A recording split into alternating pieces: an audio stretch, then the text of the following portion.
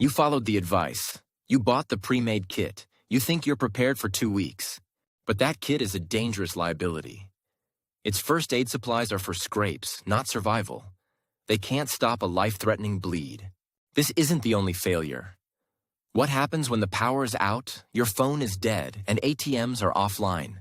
What about the silent threats after day 3, like disease from poor sanitation or a dental abscess with no dentist? Today, we're rebuilding your entire strategy around the 5 pillars your kit is missing to make it truly effective. Pillar 1 is assuming all modern infrastructure will fail. Your biggest mistake is relying on your phone for everything. Without sustainable power, like a solar charger, your electronics are bricks. ATMs and credit cards will be useless. Cash is king. Your emergency plan and contacts saved on a dead phone are gone. You need physical waterproofed copies of every document. The simplest infrastructure failure? Accessing your food. An electric can opener is useless without power. A manual one is mandatory. So you've prepared for infrastructure collapse. But are you prepared for what happens to the human body in a disaster? Pillar 2 is advanced medical response. Standard kits fail at severe trauma. But what is the debilitating crisis almost no one prepares for? Here is why standard kits fail. Severe bleeding can kill in minutes. Gauze pads cannot provide the intense pressure needed. You need a tourniquet for limbs and hemostatic gauze that accelerates clotting. These are the tools that actually save lives from trauma. That immobilizing crisis? An agonizing toothache or eye injury. Temporary filling material and a sterile saline eye wash are non-negotiable. Advanced medical is also personal. Forgetting a 30-day supply of prescriptions or extra eyeglasses can create a new crisis. You've handled your body's immediate needs. Now what about the health of your immediate environment? Pillar 3 is critical health and sanitation. Let's be direct.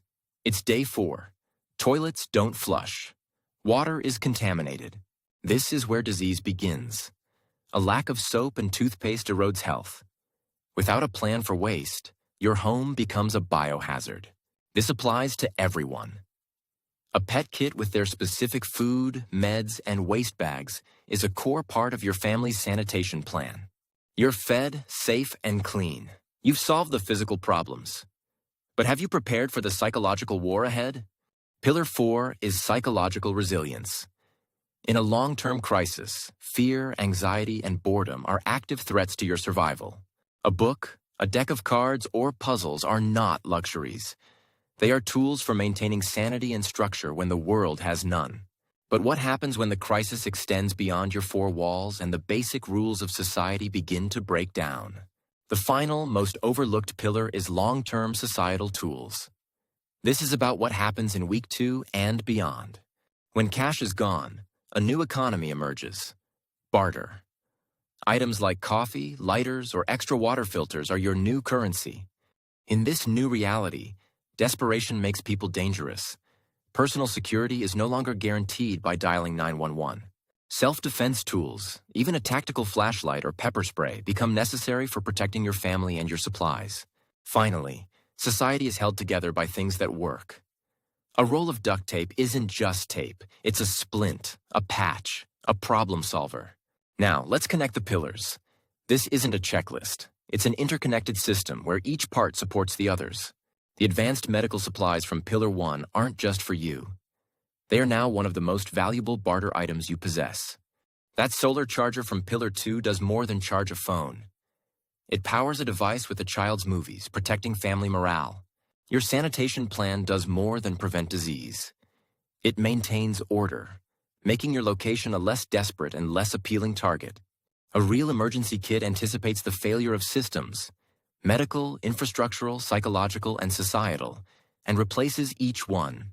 To recap the 5 pillars: advanced medical, infrastructure countermeasures, critical sanitation, psychological resilience, and societal tools. Most kits prepare you for a long weekend's power outage. This strategy prepares you for a 2-week societal disruption. This can feel like a lot, so start small. This weekend, pick 1 pillar. Buy a tourniquet and trauma dressing. Just begin. Don't own a box of useless supplies. Build a system that creates resilience. Your family's survival depends on it. Subscribe for more.